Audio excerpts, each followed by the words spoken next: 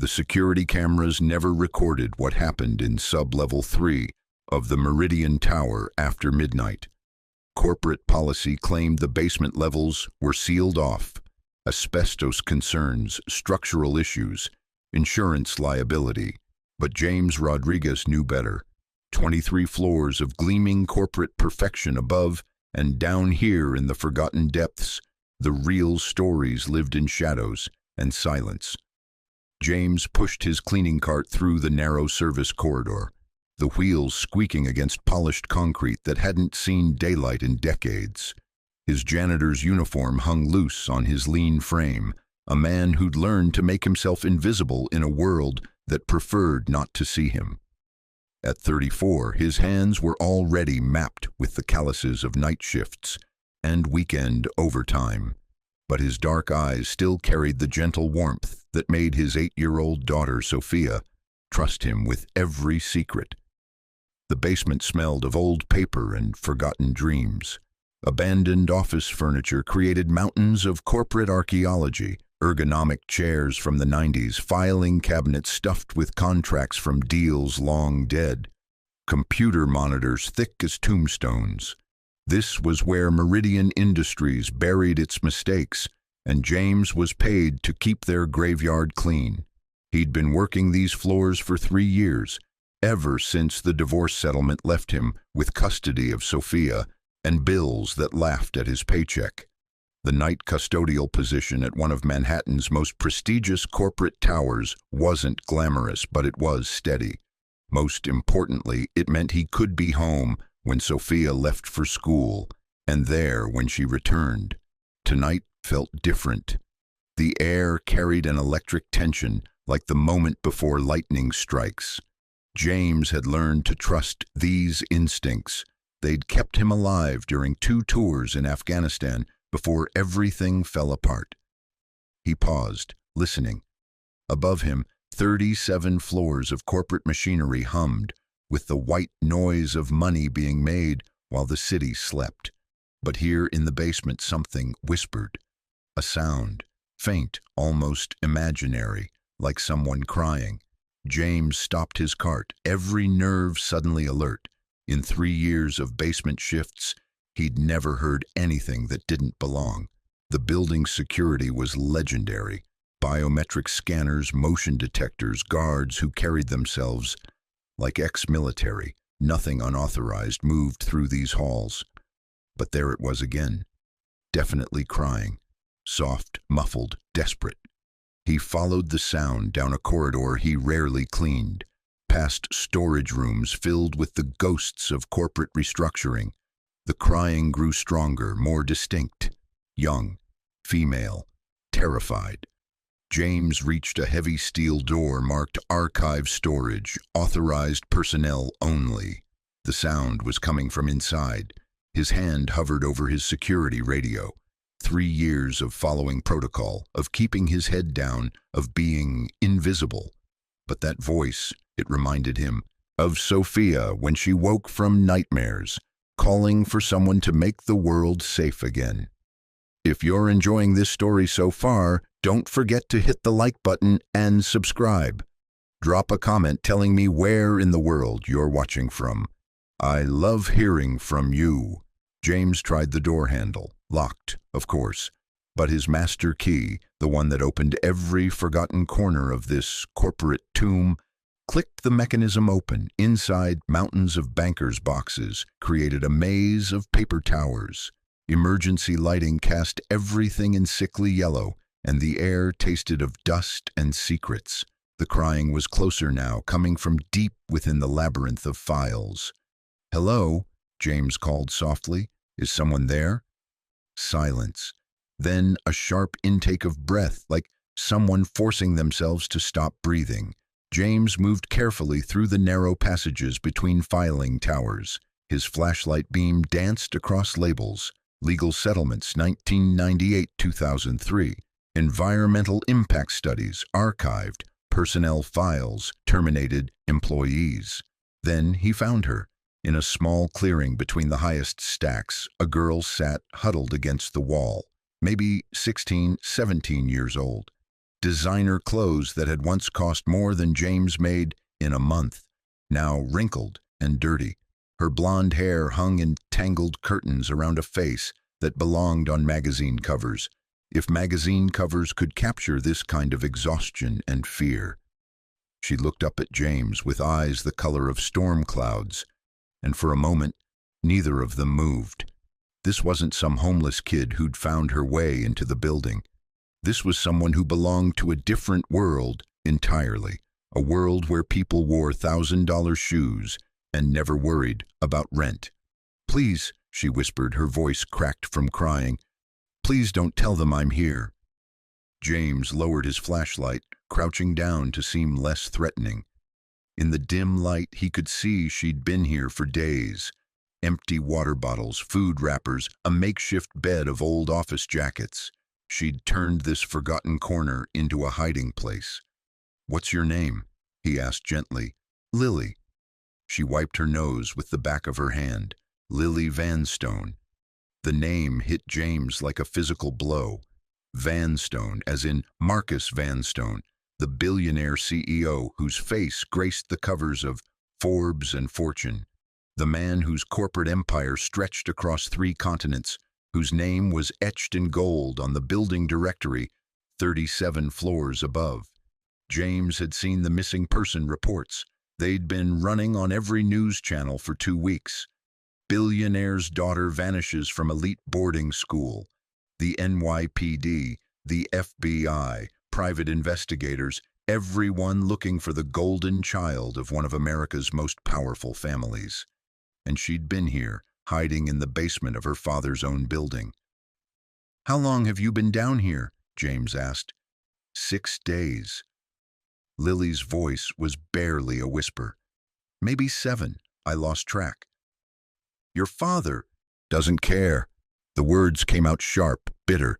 "Trust me, if he cared, I wouldn't be hiding in a basement." James studied her face.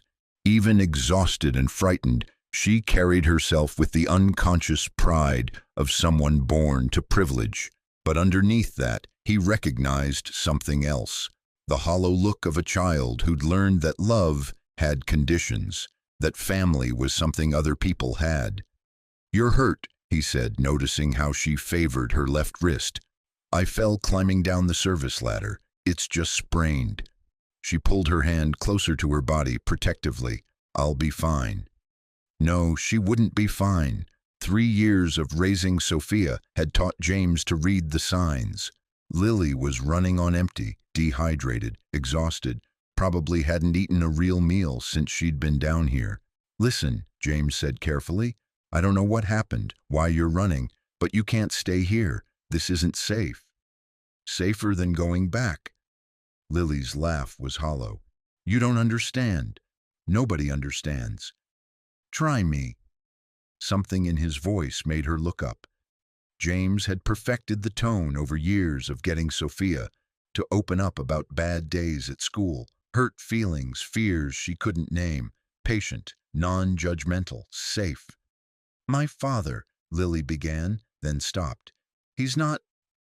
People think he's this amazing businessman, this pillar of the community, but at home?" She shook her head. "It doesn't matter. You wouldn't believe me anyway. Nobody ever does." James felt something cold settle in his stomach. He'd seen enough in the army, heard enough stories from other single parents, to recognize the careful way she spoke around something too big to say directly. "I believe you," he said simply. Lily stared at him, searching his face for the lie. When she didn't find it, her composure cracked. Fresh tears started, but quieter now, the kind that come from relief rather than fear. "He's been looking for you," James said gently. "The whole city's been looking for you." "I know." She wiped her eyes. "I've been watching the news on my phone, all those concerned statements, those press conferences about his beloved daughter. It's all an act." "What's your plan? You can't stay here forever." "I was going to wait until I turned 18, 7 months. Then I could access my trust fund, disappear properly." She gestured around the makeshift shelter. "I know it's stupid. I just..." I didn't know where else to go. 7 months in a basement, living on vending machine food and the charity of maintenance closets. James had seen soldiers break under less. There's got to be someone, he said, family, friends. My mother died when I was 12. No other family that isn't on his payroll. And my friends. Lily's smile was sharp with old pain. You'd be amazed how quickly private school friendships disappear when Daddy stops making the right donations. James understood isolation, the years after his divorce when his ex-wife had taken half their friends in the settlement and the rest had slowly drifted away because single fathers made people uncomfortable. The long nights when Sophia was asleep and the apartment felt like a tomb. But this was different. This was a kid with everything money could buy and nothing a heart actually needed.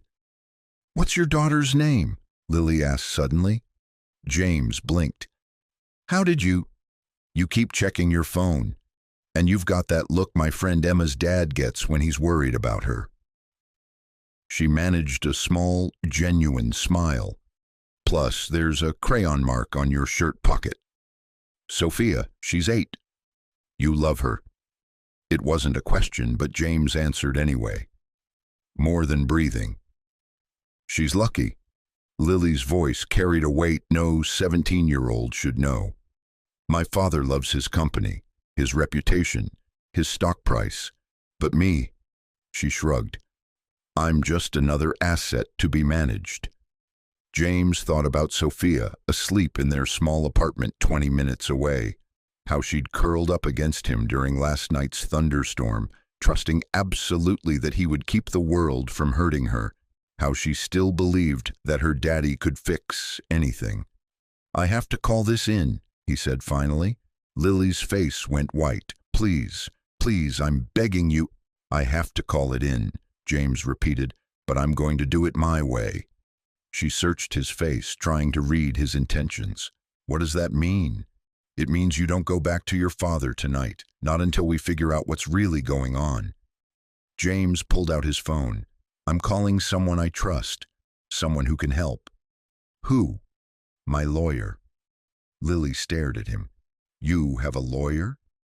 "Everyone who fought for custody has a lawyer, and mine happens to specialize in cases where kids need protection from the people who are supposed to protect them."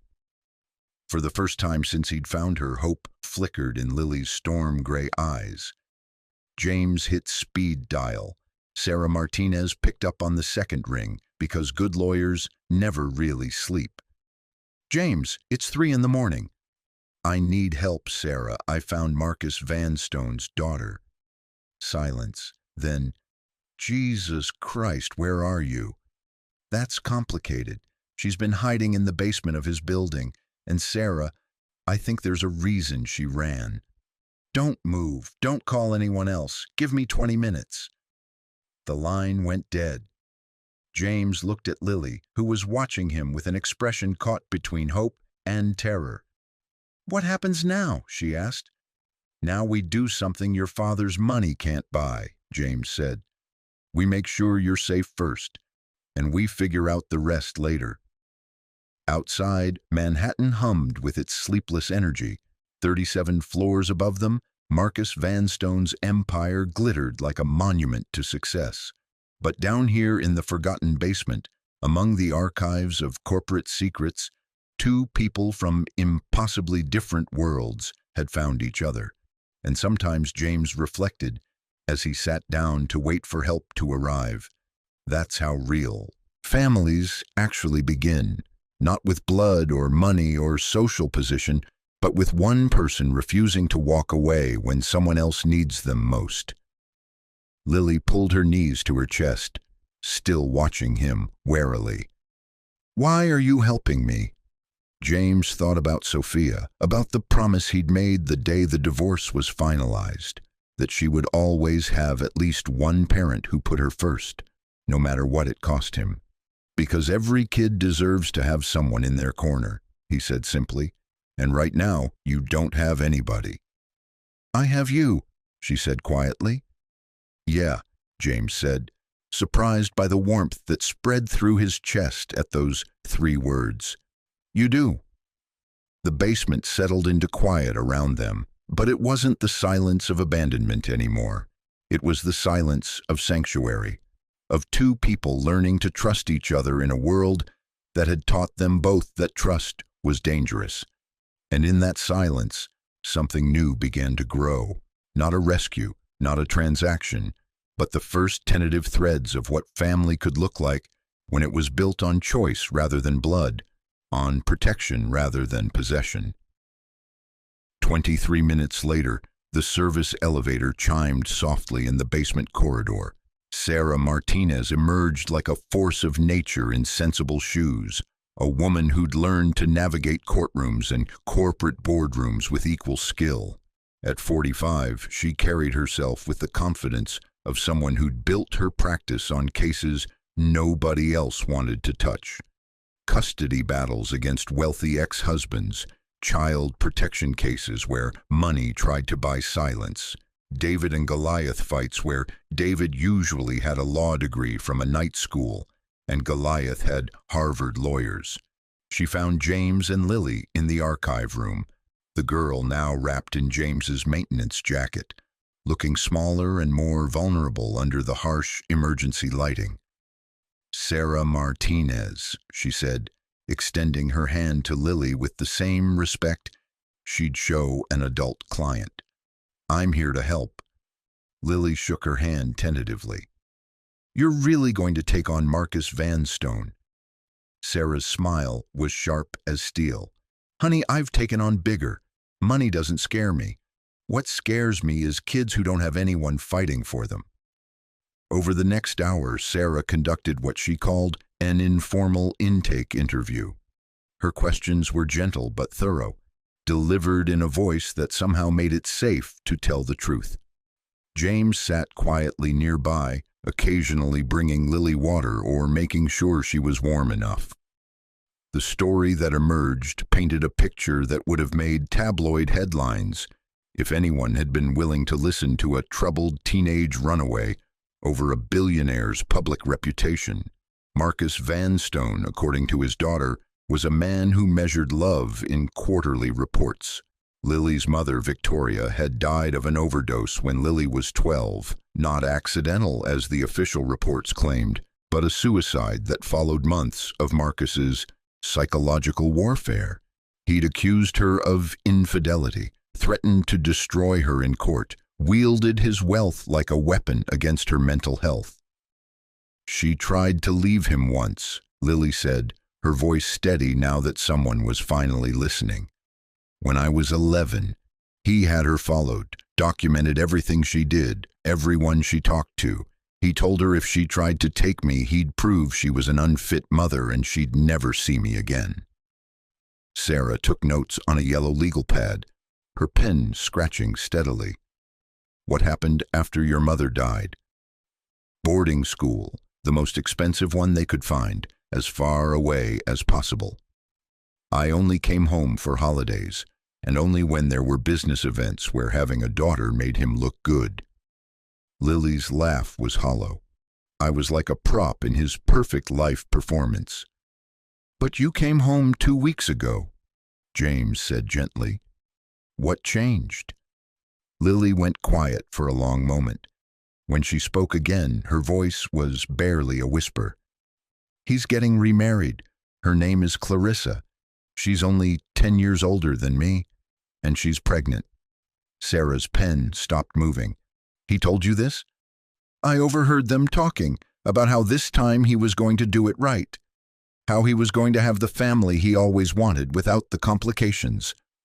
Lily looked up at them, tears threatening again. I was the complication. What exactly did you hear? Sarah's voice was carefully neutral. He said, Lily swallowed hard.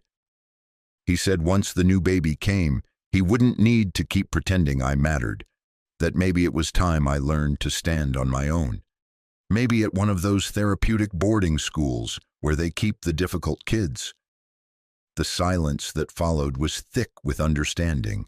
James felt something cold and furious settle in his chest. Not the explosive anger that got people in trouble, but the controlled kind that made him dangerous. The same feeling he'd had in Afghanistan when protecting civilians. "Those places," Sarah said carefully, "they're not schools. They're legal ways to warehouse kids whose parents want them gone." "I know." Lily's voice was small. "I looked them up after I heard him talking. Some of those kids never come home." Sarah closed her notepad. "Lily, I need to ask you something, and I need you to be completely honest. Has your father ever hurt you physically?" "No, never." The answer came quickly, but then Lily hesitated. "But he doesn't need to. He knows exactly what to say to make you feel like you're nothing, like you don't deserve to exist." James had seen this kind of damage before, not the obvious scars that hospitals could document, but the invisible wounds that ate away at someone's sense of self-worth. In the army, they'd called it psychological warfare when the enemy did it. In civilian life, they called it family dynamics. "Here's what's going to happen," Sarah said, her voice taking on the crisp authority of a woman who'd navigated these waters many times before. "First, we're getting you out of this basement and somewhere safe. Second, we're going to file a petition with family court for an emergency protective order. Third, we're going to make sure your father doesn't get anywhere near you until we figure out what your options are." "He'll fight it," Lily said. "He has armies of lawyers." "So do I." Sarah's smile was predatory. "The difference is, mine fight for kids, not stock prices." They moved Lily to Sarah's office building, where she kept a small apartment for clients who needed temporary sanctuary. It wasn't luxury, but it was safe. Security cameras, coded entry, and most importantly, somewhere Marcus Vanstone's money couldn't reach. As dawn painted the Manhattan skyline in shades of gold and pink, James found himself in an all-night diner with Sarah, both of them running on coffee and adrenaline. "You know what you've gotten yourself into?" Sarah asked, stirring sugar into her third cup.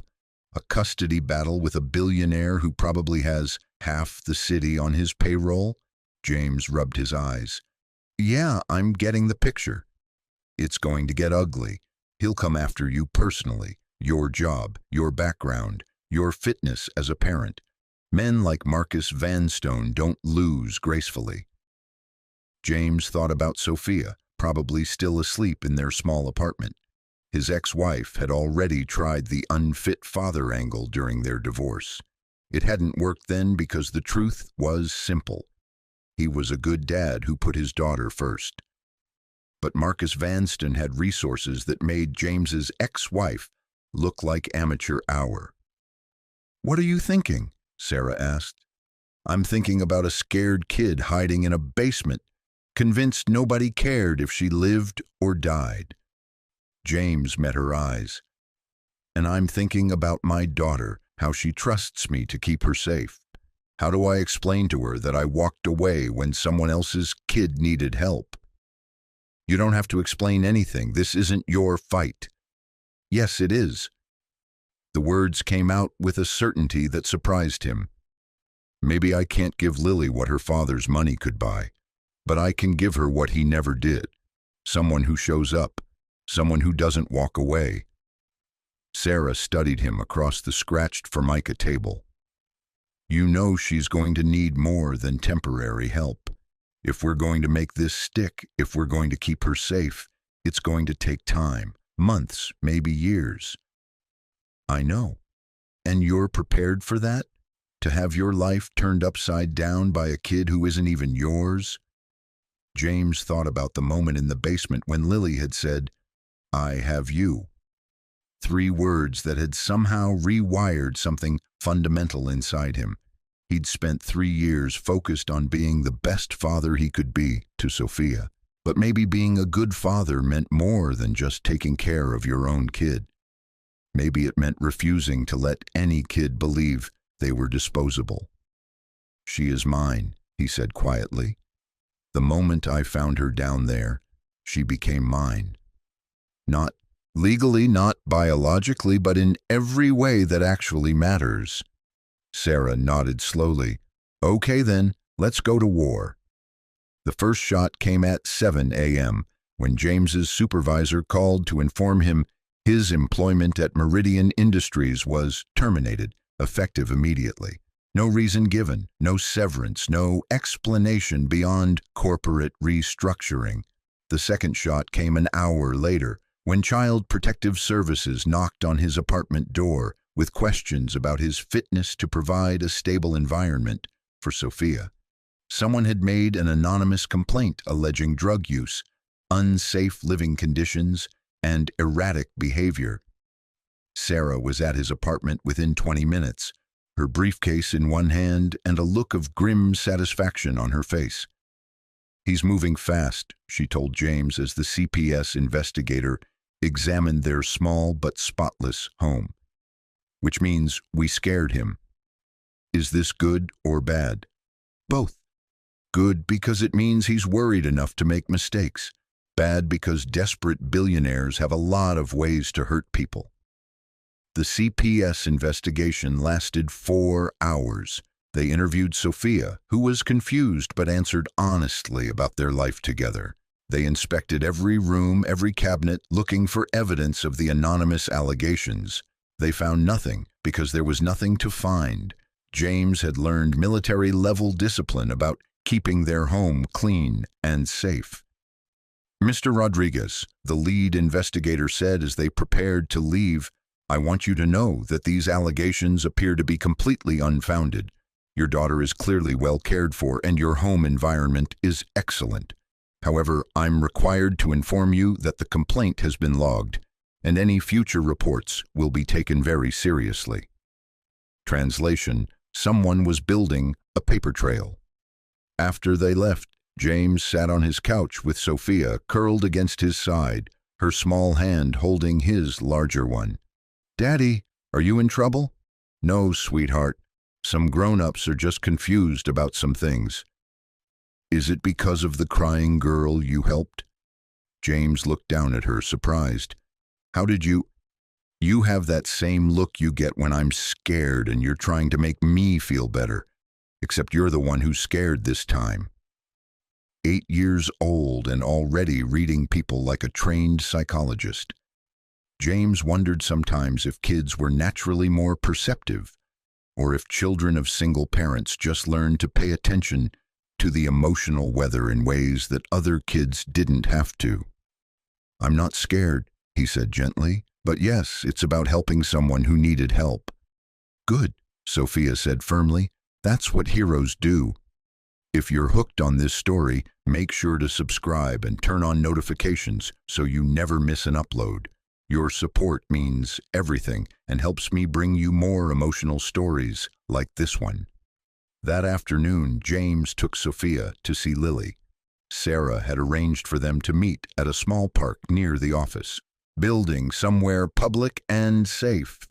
James wanted Sophia to understand why their lives were about to get complicated, and he wanted Lily to see that families could be built on love rather than obligation. Lily sat on a bench overlooking the East River, wearing clothes Sarah had picked up for her.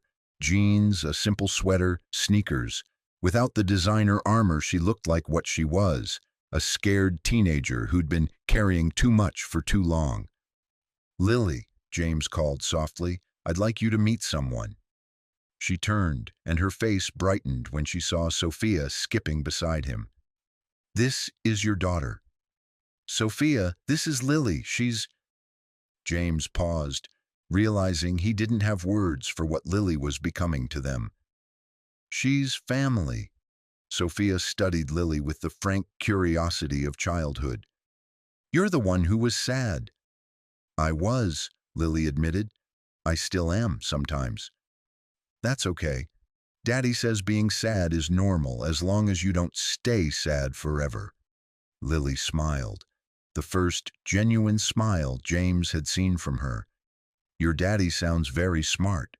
He is. He makes the best pancakes and he reads me stories with all the voices. Sophia climbed onto the bench between them. Are you going to live with us now? James felt his heart skip out of the mouths of babes. Sophia, it's more complicated than… Why? Sophia looked genuinely confused. If she doesn't have anywhere safe to go and we have room, why can't she stay with us? Lily's eyes filled with tears, but they weren't the desperate tears from the basement. These were different, softer, warmer. Because, sweetheart, James said gently, there are rules about these things, legal stuff that grown-ups have to figure out. Rules are stupid sometimes, Sophia declared. Then she took Lily's hand with the simple directness that only children possess. But don't worry, Daddy always figures out how to make things work. They spent the afternoon in the park, and James watched something beautiful happen. Lily, who'd been holding herself together through sheer willpower for weeks, finally allowed herself to relax. She pushed Sophia on the swings, helped her collect pretty leaves, listened to 8-year-old stories about school and friends with the attention of someone who'd forgotten what normal childhood looked like. And Sophia, with the instinctive kindness that made James proud every single day, treated Lily not like a charity case or a problem to be solved, but like a big sister who'd been away too long. She's good with kids, James observed to Sarah, who'd been watching from a nearby bench. She's good with your kid, Sarah corrected. There's a difference. Sophia makes people want to be their best selves. Is that enough to build a case on? Sarah was quiet for a moment, watching Lily teach Sophia how to skip stones on the river. James, I've been doing this for 15 years. I've seen every kind of family configuration you can imagine. Blood families, adoptive families, foster families, chosen families, and you know what I've learned? What? The ones that work aren't the ones that look right on paper. They're the ones where people show up for each other day after day, even when it's hard. Especially when it's hard.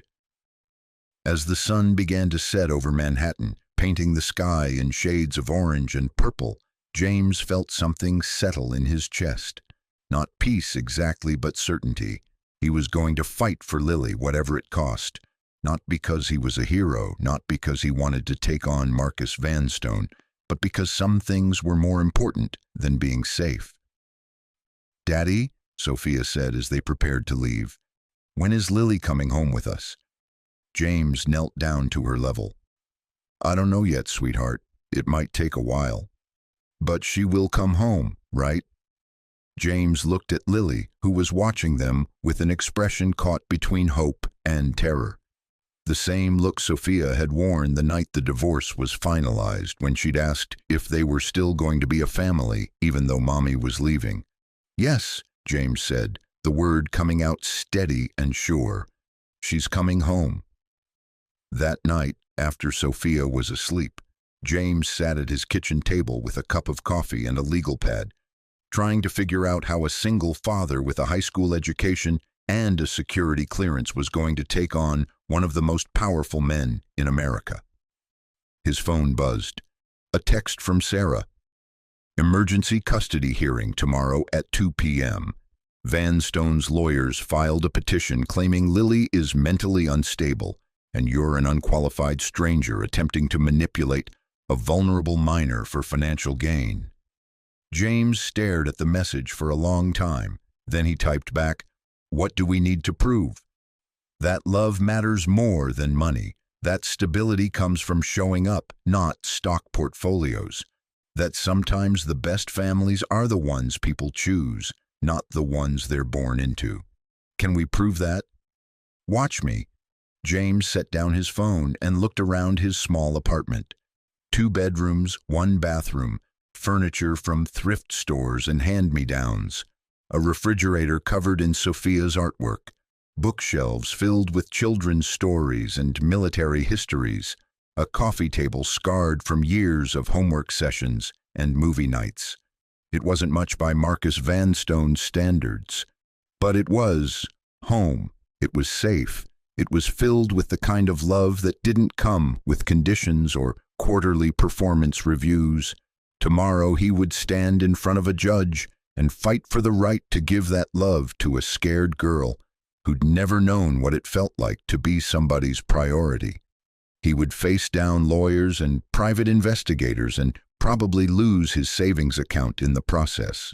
But tonight, he just sat in his kitchen and thought about Lily's smile when Sophia had taken her hand, about the way she'd looked when she'd said, "I have you," about how family wasn't something you were born into.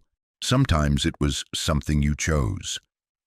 The family court building in Lower Manhattan had seen every kind of human drama imaginable, but even the bailiffs paused to watch as Marcus Vanstone swept through the lobby at 1:45 p.m. He moved like a man accustomed to reshaping reality through sheer force of will. 6 feet 2 inches of tailored confidence, silver hair perfectly styled, flanked by a legal team that probably cost more per hour than most people made in a year. His lead attorney, Victoria Chen, was a legend in family law circles, the woman you hired when you needed to destroy someone's life with surgical precision while maintaining plausible deniability. She wore her reputation like armor, cold and impenetrable. In contrast, James Rodriguez sat on a wooden bench outside courtroom 3B, wearing his only suit, a navy blue off-the-rack special he'd bought for job interviews 3 years ago. Sarah Martinez sat beside him, her briefcase balanced on her knees, reviewing notes one final time. Between them sat Lily, pale but determined, her hands folded in her lap like a prayer. "Remember," Sarah said quietly, "this isn't about who has more money. It's about what's best for Lily. Judge Morrison has been on the family court bench for 12 years. She's seen every trick in the book, and she doesn't impress easily." "What if it's not enough?" James asked. "What if good intentions don't beat good lawyers?" Sarah looked at him with the steady gaze of a woman who'd been fighting these battles for 15 years. "Then we appeal. And we keep fighting until we win or there's nothing left to fight with." Lily reached over and squeezed James's hand. "Thank you," she whispered in, "for everything, even if—" "Don't," James interrupted gently. "We're not talking about if. We're talking about when you come home with us." The courtroom doors opened and a bailiff called their case. Inside, the wood-paneled room felt like a cathedral of justice. High ceilings, American flag, the carved seal of New York State watching over everything with marble eyes. Judge Patricia Morrison was a woman in her late 50s, with steel gray hair and the kind of expression that suggested she'd heard every lie ever told and wasn't interested in hearing new variations. She took her seat behind the bench and surveyed the opposing sides with the detachment of someone who dealt in facts, not feelings. "This is an emergency hearing regarding the custody and welfare of minor child Lily Victoria Vanstone," she began, her voice carrying clearly through the room. "Mr. Chen, you may present your opening statement." Victoria Chen rose like a predator, sensing weakness. "Your Honor, this case is a tragic example of how grief and desperation can cloud judgment. Mr. Rodriguez, while no doubt well-intentioned, is an unemployed janitor with no family relationship to Miss Vanstone, no legal standing and no qualifications to provide for a young woman accustomed to the finest education and opportunities money can provide." She gestured toward a stack of documents thick as a phone book. "Our psychological evaluation indicates that Miss Vanstone is experiencing severe emotional distress following the recent death of her boarding school roommate in a car accident. She has clearly formed an unhealthy attachment to Mr. Rodriguez as a father figure to replace the parent she feels has disappointed her. This is classic displacement behavior, Your Honor. A troubled teenager acting out against her loving father." James felt his jaw clench. Sarah had warned him about this, how they would twist Lily's pain into pathology, make her suffering sound like mental illness, rather than a rational response to emotional neglect. Furthermore, Chen continued, Mr. Rodriguez's own background raises serious concerns. A recent CPS investigation, ongoing financial difficulties, and now the sudden appearance of this expensive legal representation all suggest someone with ulterior motives who may be exploiting a vulnerable minor. Your Honor, Sarah interjected, rising to her feet. You'll have your turn, Ms. Martinez, Judge Morrison said firmly. Continue, Ms. Chen. My client, Marcus Vanstone, is a devoted father who has provided every advantage for his daughter. Private schools, tutors, travel, cultural opportunities, everything a parent could offer. If Miss Vanstone is struggling emotionally, the solution is professional therapeutic intervention, not placement with a stranger who, despite his good intentions, simply cannot provide the stability and resources she needs. Chen sat down with the satisfaction of a woman who just delivered a kill shot. Around the courtroom, Marcus Vanstone's team looked confident, almost bored, as if this were a formality before inevitable victory. Judge Morrison turned to the other table. Ms. Martinez? Sarah stood, and when she spoke, her voice carried the quiet authority of truth rather than performance. Your Honor, this case isn't about money or resources or social status. It's about a 17-year-old girl who was found hiding in a basement, convinced that no one in the world cared whether she lived or died. She paused, letting that image settle in the room. The question before this court isn't whether Marcus Vanstone can afford the best of everything for his daughter. The question is whether he's ever bothered to find out what she actually needs. Sarah moved to stand closer to the bench. We will show that Mr. Vanstone has spent years treating his daughter like a business asset rather than a human being, that his idea of parental love is measured in tuition payments and trust fund deposits, and that when Lily finally found the courage to tell him she was in pain, his solution was to ship her off to a therapeutic boarding school, essentially a legal way to make a problem child disappear. Those are serious allegations, Ms. Martinez, Judge Morrison warned. They are, Your Honor, and we're prepared to prove every one of them. Sarah returned to her table and picked up a single manila folder, thin as a whisper compared to the opposition's mountain of documentation. Because sometimes the truth is simple. A good parent shows up, they listen, they put their child's emotional well-being above their own convenience. And when their child is in pain, they don't hire it away. They stay close and help heal it. The first witness was Dr. Amanda Foster, the court-appointed child psychologist who'd spent 3 hours with Lily the day before. She was a small woman with kind eyes and 20 years of experience reading the hearts of damaged children. Dr. Foster, Sarah began, in your professional opinion, is Lily Vanstone mentally unstable? Absolutely not. She's a remarkably resilient young woman who has developed appropriate coping mechanisms for a very difficult situation. Her decision to remove herself from what she perceived as a harmful environment shows sophisticated risk assessment, not mental illness. And her attachment to Mr. Rodriguez? Dr. Foster glanced at James, her expression warming slightly. Miss Vanstone has formed what we call a corrective attachment, a healthy bond with an adult who demonstrates consistent care and reliability. This isn't displacement behavior as opposing counsel suggests. It's healing behavior. Victoria Chen's cross-examination was sharp as a scalpel.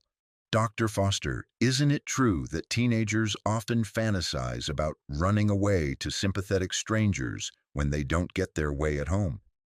That's possible in some cases. And isn't it also true that a 17-year-old living in a basement for a week might say anything to avoid going home? Ms. Vanstone's account has been consistent across multiple interviews. But you have no first-hand knowledge of her home life, do you? You've never observed her interactions with her father. Dr. Foster hesitated. That's correct, but thank you. No further questions.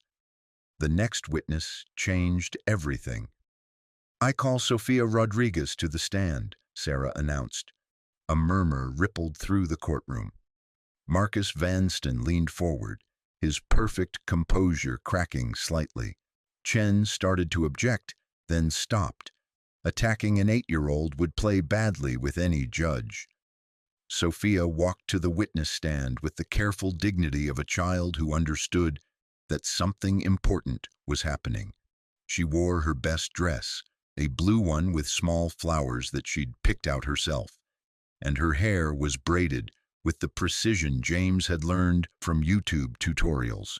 Judge Morrison smiled for the first time all day. Hello, sweetie. Do you know why you're here?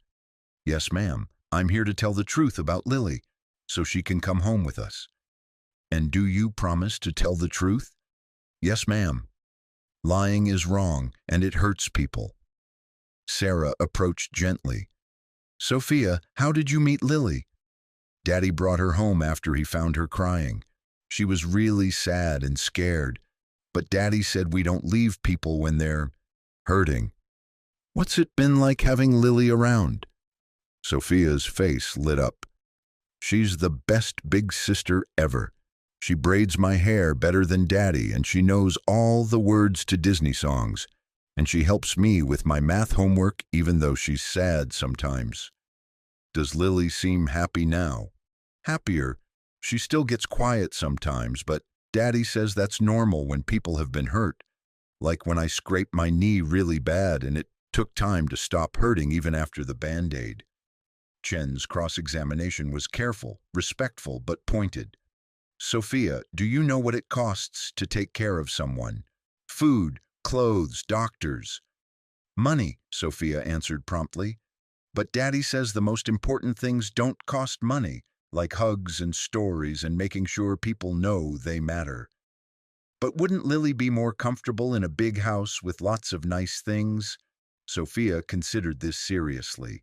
Maybe, but she told me she'd rather have a small home with people who love her than a big house where she's lonely. And I think she's right. When Sophia left the stand, she gave Lily a small wave and whispered, It's going to be okay. Even Marcus Vanstone's lawyers looked uncomfortable. Then it was Lily's turn. She walked to the stand with her head held high, every inch the young woman she was becoming. When she raised her hand to take the oath, her voice was steady and clear. Sarah's direct examination was gentle but thorough, allowing Lily to tell her story in her own words. The isolation, the emotional neglect, the final conversation that had convinced her she was about to be discarded like a broken piece of corporate equipment. Miss Vanstone, Sarah asked near the end, why did you choose to stay with Mr. Rodriguez instead of going to other family members or friends? Because he was the first adult who ever made me feel like I mattered more than the trouble I might cause, Lily answered. When he found me in that basement, he didn't ask what was wrong with me. He asked what I needed. And when I told him I was scared to go home, he didn't lecture me about respecting my father or being grateful for what I had. He just said, okay, let's figure this out together. And how do you feel about the possibility of living with the Rodriguez family? Lily smiled. Not the perfect practiced smile she'd learned for charity galas, but something real and warm. Like I finally found where I belong. James treats me like his daughter, not because he has to, but because he chooses to. And Sophia, she makes me remember what it feels like to be a kid sometimes, to be silly and happy and not worry about being perfect all the time. Then Victoria Chen stood for cross-examination, and the temperature in the room seemed to drop 10 degrees. Miss Vanstone, you've been living in luxury your entire life, haven't you? Private schools, designer clothes, exotic vacations. Yes. And now you're telling this court you'd prefer to live in a 2-bedroom apartment with a man you've known for less than a month. I'm telling this court I'd rather live with people who see me as a person instead of a possession. Chen's voice sharpened. Isn't it true that you've had behavioral problems at school, that you've been in counseling for depression and acting out? I've been in counseling because my mother killed herself, and my father acts like it never happened. If that's acting out, then yes. Isn't it also true that you've told friends you wished you were dead? Lily went very still. Yes. And isn't it possible that your attachment to Mr. Rodriguez is simply the latest in a pattern of seeking inappropriate attention from adult men? The question hit the courtroom like a physical blow. James half rose from his seat, his face darkening. Sarah put a restraining hand on his arm. But Lily didn't break. She looked directly at Chen, then at her father, then back at the lawyer with the kind of dignity that couldn't be bought or taught. The only inappropriate attention I've ever received from adult men, she said quietly, was from my father's friends at business dinners, who thought a teenager was fair game for their comments about my body. James has never been anything but respectful and kind. He's the only man who's ever made me feel safe. Chen had pushed too far, and she knew it. She wrapped up quickly, but the damage was done, not to Lily, but to her own case. Then Sarah called her final witness. I call Marcus Vanstone to the stand. Thank you so much for watching until the end. If you loved this story, check out the other videos on your screen now. I think you'll really enjoy them. And don't forget to subscribe if you haven't already. See you in the next story. Marcus rose slowly, straightening his tie with the automatic gesture of a man accustomed to command. He walked to the witness stand like he owned it, took the oath with the practiced ease of someone who'd testified before Congress, and settled into his seat as if it were the head of a boardroom table. Sarah's examination was a masterclass in controlled demolition.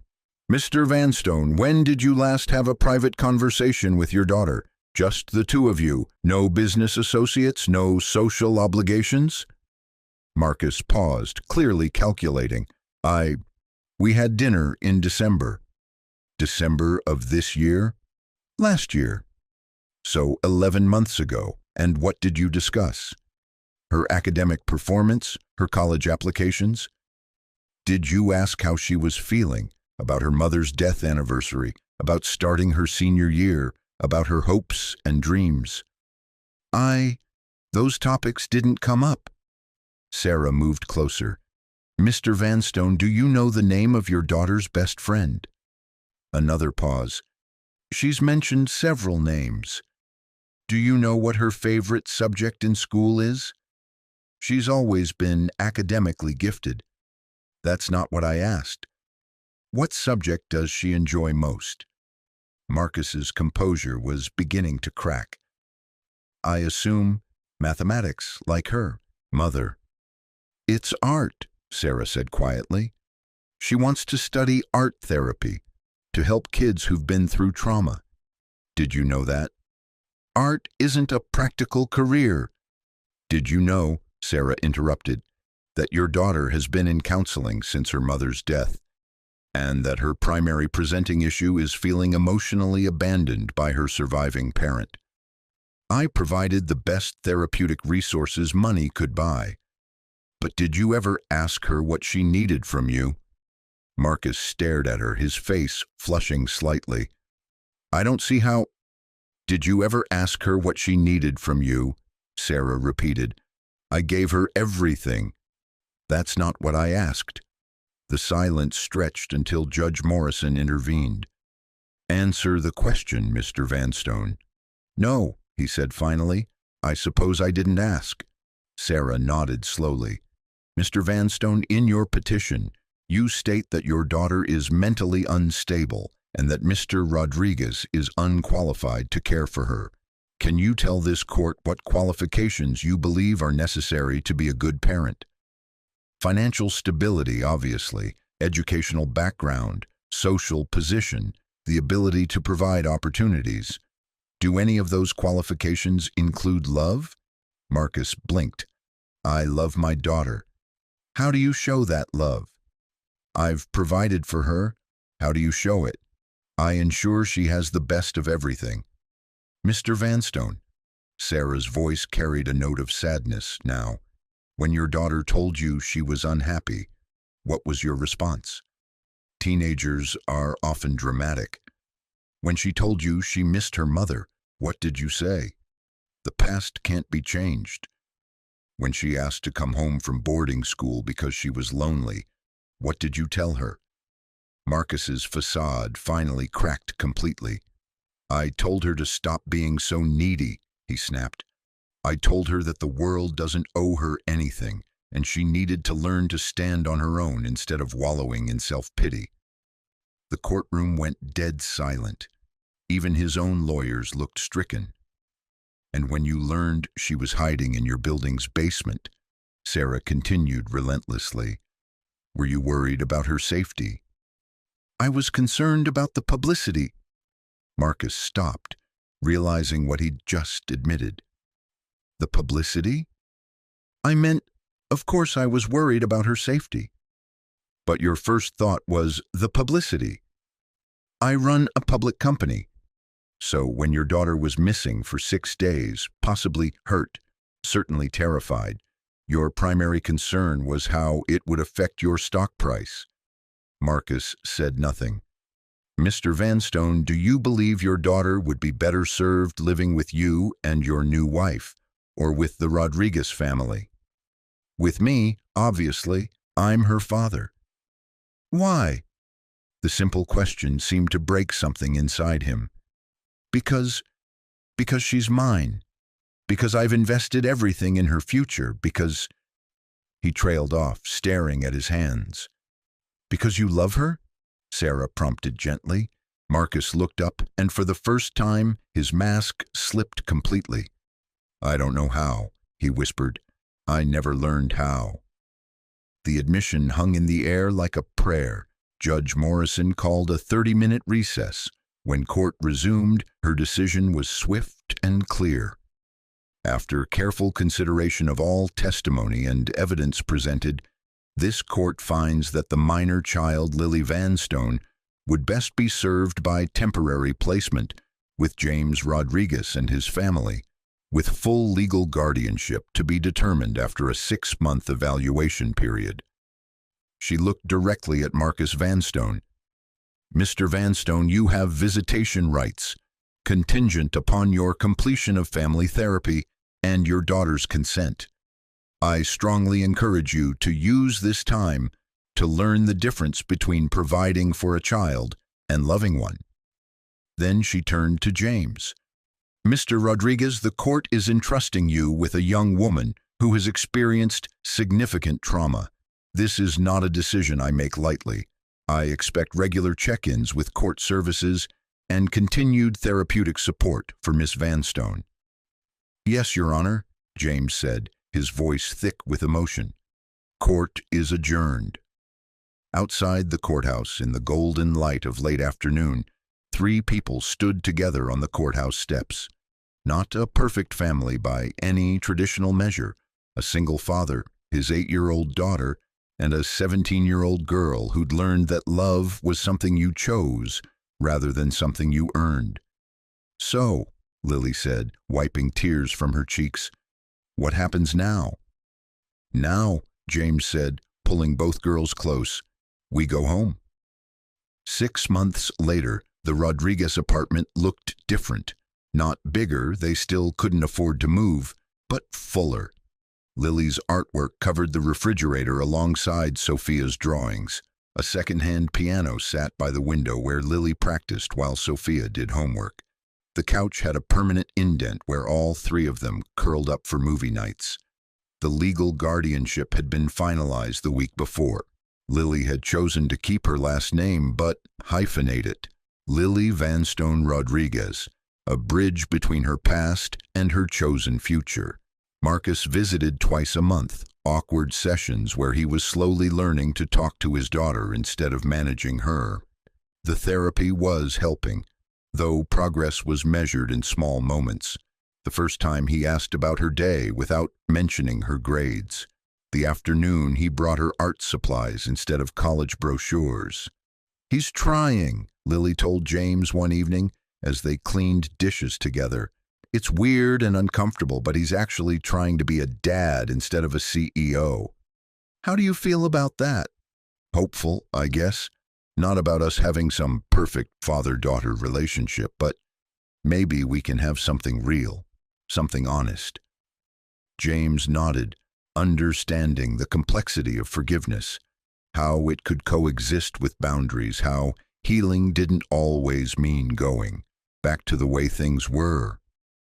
That night, as he tucked Sophia into bed, she asked the question that had been circling in his mind for months. "Daddy, are we a real family now?" James looked toward the living room, where Lily sat at the piano playing a gentle melody she'd composed herself. Through the thin walls of their small apartment, he could hear the sounds of other families, televisions, conversations, the ordinary symphony of people living their lives together. "We were always a real family, sweetheart," he said, smoothing her hair. "We just got bigger." "I love our big family," Sophia said sleepily. "Me too, baby, me too."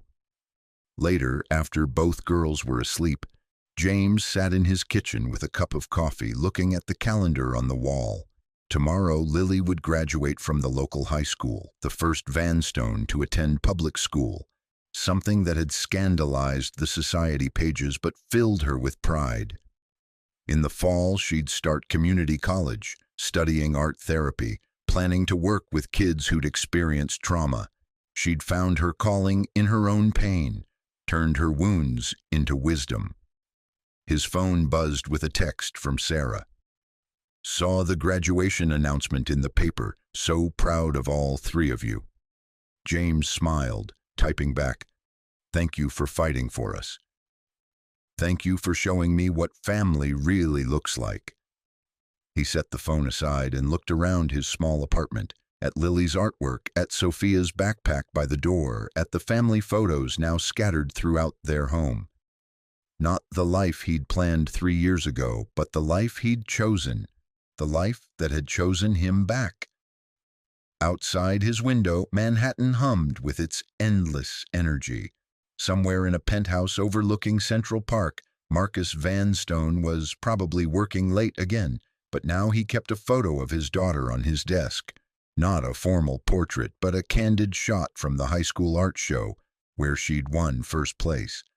And somewhere in the quiet spaces between skyscrapers and dreams, 3 people who'd found each other in a basement full of forgotten things continued the slow, beautiful work of building a family from scratch. Not perfect, not easy, but real. Love, James had learned, wasn't something you earned or deserved. It was something you chose every single day, especially on the days when it was hard. And sometimes, if you chose it long enough, it chose you back.